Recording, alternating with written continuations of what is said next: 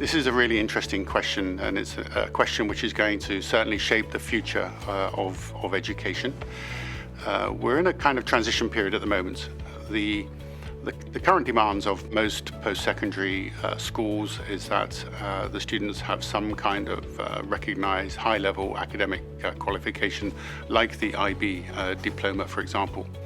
Some of them have broadened that to ensure that students come prepared in their application, not only with academic results, but a range of other experiences.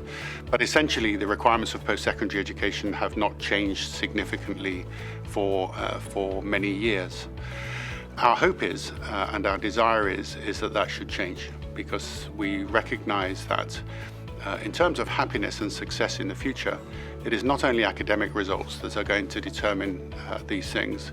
It is going to be a whole range of other skills and personal qualities that the students have.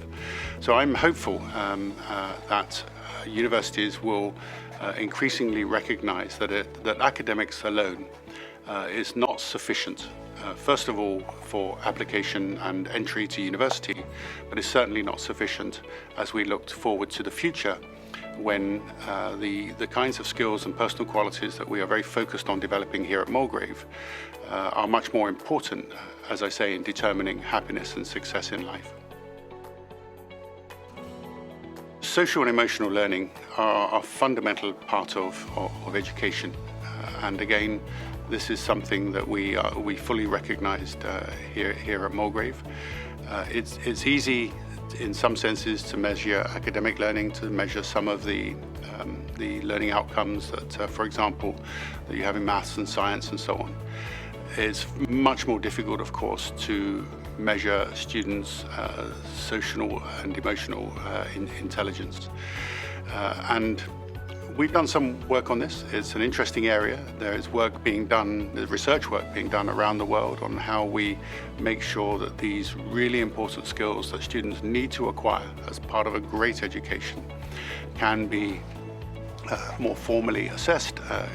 And we are part of a number of different projects in which we are looking at ways in which that can be the case.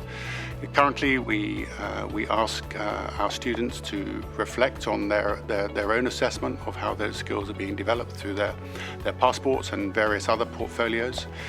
But we also have done some work on reporting on, for example, self-management skills through our current report card. There is a lot more work to do in this area. We are very interested in trying to make sure that there is some proper assessment, proper feedback for students about how well they are acquiring these skills. But as you can imagine, it's a challenging area. It's a qualitative area of school life and not a quantitative one. But nevertheless, it's something that is important to be solved, and we're really looking forward, as I say, to work with various research partners to find a way forward in this area. Remember, our first graduating class was in 2004, so we only have 15 graduating classes, just about to celebrate our 16th graduating class.